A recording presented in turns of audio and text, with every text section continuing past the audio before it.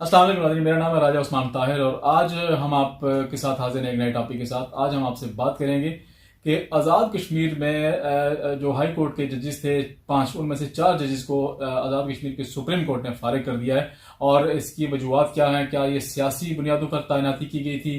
اور ان ججز جو یہ کنٹروورشل معاملہ ہو گیا تھا کیوں ہوا تھا؟ اس حوالے سے آج ہمارے ساتھ موجود ہیں سینئر جرنلسٹ ہیں، کورٹ کچہری کے تمام معاملات دیکھتے ہیں اور سپریم کورٹ کو بڑے اچھے طریقے سے کور کر رہے ہیں۔ بابر انور عباسی ہمارے ساتھ موجود ہیں، ان سے ہم یہ پوچھیں گے کہ آزاد کشمیر میں یہ جو 4 ججز کو فارغ کیا گیا ہے، ہائی کورٹ کے ججز کو، اس کی کیا وجوہات ہیں؟ اور اس کیس کو جو لے کے چلے تھے آزاد کشمیر کے جو پہلے صدر ہیں سردار ابراہیم خان کے فرزند ارجمند خالد ابراہیم صاحب، وہ سب سے پہلے اس معاملے کو لے کے گئے تھے کورٹ میں، اور ان کا یہ کہنا تھا کہ سیاسی بنیادوں پر ان ججز کو تعینات کیا گیا ہے، پھر ان کو کنٹمپٹ آف کورٹ کا سامنا بھی کرنا پڑا، اور اسی کشمکش میں ان کی ڈیتھ بھی ہو گئی۔ اللہ تعالیٰ ان کو جنت میں جگہ دے۔ تو ہم آپ ان سے پوچھیں گے بابر انور عباسی صاحب سے کہ بتائیے گا کہ یہ ججز جو فارغ ہوئے ہیں ان میں اس حوالے سے بابر انور عباسی نے بھی بڑی رپورٹنگ کی ہے، اور انہوں نے بھی اس ایشو کو کافی ہائی لائٹ کیا ہے، اور بہت جگہوں پہ اس معاملات کو ان کو اٹھایا ہے کہ ان کی جو سیاسی بنیادوں کے اوپر تعیناتی کی گئی ہے یہ کیوں کی گئی تھی، اور اس کی وجوہات کیا تھیں، اور یہ کیس اتنا طول کیوں پکڑا۔ تو بابر صاحب مجھے یہ بتائیے گا کہ یہ جو 4 ججز آج فارغ ہوئے ہیں اس کی کیا وجوہات تھیں، اور ان کو کن بنیادوں کے اوپر تعینات کیا گیا تھا، اور کیوں تعینات کیا گیا تھا، اور یہ اتنا لمبا کیس کیوں چلا ہے؟ جی دیکھیں عثمان صاحب، 5 ججز کی تعیناتی مئی 2018 میں ہوئی تھی۔ میں اس سے پہلے بھی اس سارے معاملے کو فالو کر رہا تھا جب یہ تعیناتی کا پروسیس جاری تھا، لیکن چونکہ نوٹیفیکیشن نہیں تھا عدلیہ سے متعلق، بغیر دستاویزی ثبوت کے اس طرح کی خبر دینا میرے لیے بھی مناسب نہیں تھا، اور نہ ہی کوئی ٹی وی چینل اس کو آن ایئر کرنے کی پوزیشن میں تھا۔ جب اس چیز کا نوٹیفیکیشن ہوا کہ آزاد کشمیر میں 5 ججز کو تعینات کیا گیا ہے، جن میں سے ایک جج صاحب جو تھے وہ ایڈیشنل سیشن جج پہلے سے کام کر رہے تھے، ان کو ایلیویٹ کیا گیا تھا ہائی کورٹ میں، جبکہ 4 ججز جو تھے ان میں سے ان کو ڈائریکٹ سپریم ہائی کورٹ میں جج تعینات کیا گیا تھا۔ ان بیسک جو تنازع تھا، بیسک تنازع یہ تھا کہ ججز کی آزاد کشمیر میں قانون ہے کہ اگر کوئی جج تعینات ہوگا تو اس کے لیے دونوں چیف جسٹس صاحبان، چیف جسٹس ہائی کورٹ اور چیف جسٹس سپریم کورٹ کے درمیان کنسلٹیشن جو ہے وہ لازمی ہے، لیکن یہاں معاملہ اس کے برعکس تھا۔ یہاں پر ہائی کورٹ کے چیف جسٹس، اس وقت کے چیف جسٹس آفتاب الوی سے مشاورت نہیں کی گئی تھی۔ 2 ججز کے حوالے سے چیف جسٹس سپریم کورٹ کو اتفاق نہیں تھا، وہ ان سے مشاورت نہیں کی گئی تھی، جبکہ 2 ججز کے حوالے سے ہائی کورٹ کے چیف جسٹس سے مشاورت نہیں کی گئی تھی۔ ان میں جو 4 لوگ تعینات کیے گئے تھے، 2 ججز کی اپوائنٹمنٹ پیورلی جو ہے پولیٹیکل بنیادوں پر ہوئی تھی۔ میں اگر تھوڑی سی وضاحت کر لوں، ان میں ایک جج صاحب جو آج دوبارہ سے وکیل بن چکے ہیں، رضا علی خان، وہ فاروق حیدر کے انتہائی قریبی دوستوں میں ان کا شمار ہوتا ہے۔ جج بننے کے بعد بھی ان کے ساتھ گہرے مراسم رہے ہیں، جبکہ کئی جو فاروق حیدر کے قریبی دوست ہیں دوسری جماعتوں میں بھی ہیں، جن کو بعض لوگ فاروق حیدر کا فرنٹ مین کہتے ہیں، ان کے ساتھ ان کے بڑے دوستانہ، بڑے قریبی تعلقات ہیں۔ تو راجہ سجاد ایڈوکیٹ صاحب جو ہیں، ان کا تعلق بھی مسلم لیگ نون سے تھا۔ جب وہ جج تعینات ہوئے اس وقت تک وہ مسلم لیگ نون کی مجلس عاملہ کے رکن تھے۔ تو اس کے علاوہ یہ تو چلو ان کی سیاسی وابستگی تھی۔ اگر میں تھوڑی سی ایک اور چیز کی بھی وضاحت کر لوں کہ ججز کی کمپیٹنسی کے حوالے سے کہیں بھی کسی بھی سطح پر کوئی سوال نہیں اٹھایا گیا۔ ججز جو تعینات کیے گئے ہیں ان میں یہ دونوں جج صاحبان بڑے کمپیٹنٹ لائر تھے، لیکن قانونی تقاضے پورے نہیں کیے گئے تھے، جس کی بنیاد پر میں نے یہ خبر دی۔ اس وقت مجھے بڑا کرٹیسائز کیا گیا کہ آپ نے برادری ازم کی بنیاد پر یا کسی اور بنیاد پر اس خبر کو شائع کیا۔ مجھے بہت تنقید کا نشانہ بنایا گیا، سوشل میڈیا پر ذاتی حملے بھی کیے گئے میرے پر۔ اس کے بعد میں نے وزیر اعظم راجہ فاروق حیدر سے ایک نشست پر ہماری ملاقات ہوئی، تو وہاں پر میں نے سوال کیا، چونکہ میں یہاں پر کام کرتا ہوں، یہاں کے معاملات کو ڈیل کرتا ہوں، تو میں نے ان سے پاکستان کے سیاسی معاملات پر بات چیت کی کوشش کی، لیکن انہوں نے اس کو نظر انداز کر کے مجھے جواب دیا کہ آپ پاکستان کے بارے میں مجھ سے سوال نہ کریں، بلکہ آپ آزاد کشمیر میں میرٹ اور گڈ گورننس پر مجھ سے پوچھیں کہ آپ کیا کر رہے ہیں. تو میں نے ان سے وہیں پہ سوال کیا. میں نے کہا آپ میرٹ کی بات کرتے ہیں, آپ نے 4 لیگی کارکنوں کو جج لگا دیا, تو آپ اس پر کیا کہیں گے؟ اس پر انہوں نے مجھے جواباً دھمکی دی اور انہوں نے کہا کہ آپ توہین عدالت کے مرتکب ہو رہے ہیں, میں آپ کو اندر کرا دوں گا, میں ہائی کورٹ کو کہوں گا کہ اس کو گرفتار کرے. مجھ سے انہوں نے پوچھا تمہارا نام کیا, میں نے نام بھی بتایا, سارا کچھ بتایا. پھر انہوں نے اپنے جو گارڈ تھے ان کو کہا کہ اس کو گرفتار کر لیں. بہرحال مجھے گرفتار کسی نے نہیں کیا دھکے شکے مارے, لیکن یہ ہے کہ اس کے بعد معاملہ ہائی لائٹ ہو گیا. سما ٹی وی نے رپورٹ کیا, 92 نے کیا, نیشنل میڈیا پر یہ معاملہ ہائی لائٹ ہوا.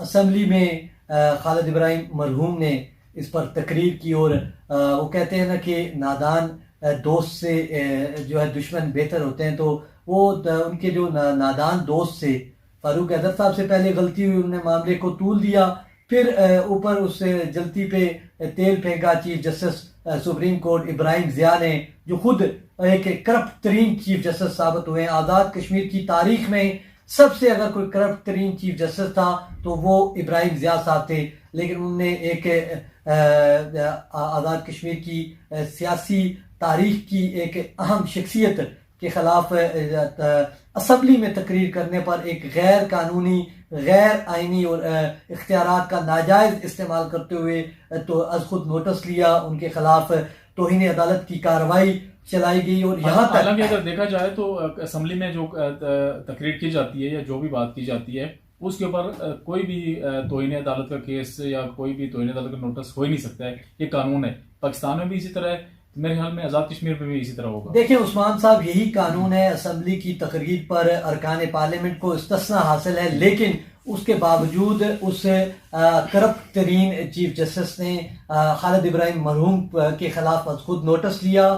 نہ صرف از خود نوٹس لیا بلکہ ان کو گرفتار کر کے پیش کرنے کے احکامات صادر فرمائے. پولیس کو ہدایات جاری کی گئی, جس پر خالد ابراہیم نے احتجاج بھی کیا. خالد ابراہیم سمیت مختلف سیاسی جماعتوں نے ان کے خلاف اس اقدام کی مذمت کی اور خالد ابراہیم کے ساتھ اظہار یکجہتی بھی کیا.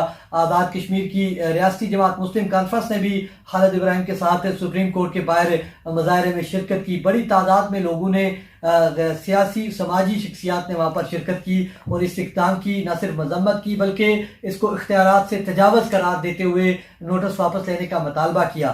لیکن ان کو بار بار ہراساں کیا جاتا رہا, بار بار دباؤ ڈالا جاتا رہا. ایک عزت دار شخص کو گرفتار کر کے پیش کرنے کی دھمکیاں دی جاتی رہی, لیکن اس کے باوجود خالد ابراہیم نے حق بات کہنے سے وہ پیچھے نہیں ہٹے. وہ مرتے دم تک ایک ہی بات کرتے رہے کہ میں اس عدلیہ کو اس وقت تک نہیں مانوں گا جب تک اس عدلیہ میں میرٹ کی بنیاد پر, کمپیٹنسی کی بنیاد پر اور قانون کے مطابق ججز کی تعیناتی نہیں ہوتی. لیکن بدقسمتی سے وہ اس جنگ میں کامیاب اب تو ہو چکے ہیں, مرنے کے بعد کامیاب ہو چکے ہیں. آج ان کی روح کو ضرور تسکین ہوتی ہوگی کہ انہوں نے جو تحریک چلائی, جو انہوں نے ججز کو, ان سیاسی ججوں کو عہدے سے برطرف کرنے کے لیے جو جدوجہد کی, آج اس کا صلہ انہیں سپریم کورٹ کے فیصلے کی صورت میں مل چکا ہے. اور اب یہ سپریم کورٹ کا فیصلہ بڑا آزاد کشمیر کی تاریخ میں اہمیت کا حامل ہے. اب ایک پریسیڈنٹ سیٹ ہو چکا ہے کہ آزاد کشمیر میں ججز کی تعیناتی کیسے ہوگی. کوئی سیاسی بنیادوں پر اب جج تعینات نہیں کر سکے گا, کیونکہ اب سپریم کورٹ کا یہ فیصلہ ہر تعیناتی کے راستے میں رکاوٹ بنے گا اور ہر غیر قانونی تعیناتی اس فیصلے کے بعد قلعدم کرنے کی وجہ بنے گی. اچھا یہ بتائیے گا کہ کیا یہ جو فیصلہ ہوا ہے ریویو پٹیشن میں یہ جا سکتے ہیں یا اس کے خلاف ریویو پٹیشن دائر کی جائے گی, اور ریویو پٹیشن کے لیے کتنا ٹائم ہوگا؟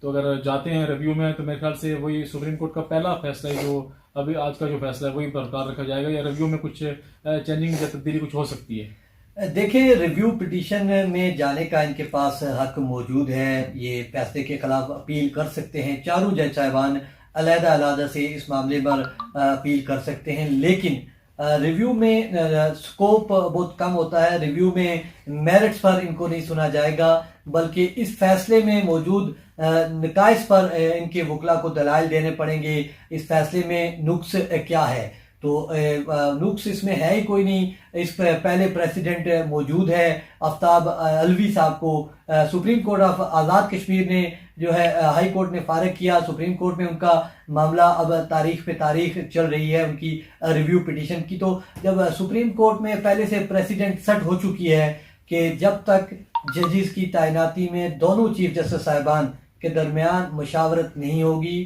تب تک جج تعینات نہیں ہو سکتا, تب تک ججز کی تعیناتی کا پروسیس مکمل نہیں ہو سکتا. عثمان صاحب اس میں ایک چیز میں اور بھی وضاحت کر لوں, ہائی کورٹ میں بھی یہ کیس چلتا رہا ہے. ہائی کورٹ نے ایڈیشنل سیشن جج جو ایلیویٹ ہوئے تھے ان کی تعیناتی کو کالعدم قرار دیا تھا, کیونکہ جب وہ تعینات ہوئے تو ان کی بطور ایڈیشنل سیشن جج مدت مکمل نہیں ہوئی تھی, تو اس پر بھی اس کو کالعدم قرار دیا, اس کو ان کی تعیناتی کو ہائی کورٹ نے کالعدم قرار دیا تھا. باقی ججز کی تعیناتی کو اس بنیاد پر ان کی تعیناتی کالعدم نہیں ہوئی تھی کیونکہ جو صدر ریاست ہے انہوں نے بیان حلفی دیا تھا کہ چیف جسٹس ہائی کورٹ سے مشاورت کی گئی ہے. تو اس بنیاد پر جب مشاورت کا جھوٹا بیان حلفی دیا گیا, جبکہ آفتاب الوی آج تک اس بات پر قائم ہے کہ ان سے کسی صورت کوئی مشاورت نہیں کی گئی اور ان سے مشاورت کیے بغیر ان ججز کی تعیناتی کی گئی ہے. تو اب اس فیصلے کے بعد صدر آزاد کشمیر کے لیے بھی نتائج سنگین ہو سکتے ہیں, ان کے خلاف بھی اقدام اٹھایا جا سکتا ہے. ان کے جھوٹا بیان حلفی جمع کرانے پر وہ ان کے خلاف آرٹیکل 62 کے تحت 62-63 کے تحت بھی کارروائی چلائی جا سکتی ہے.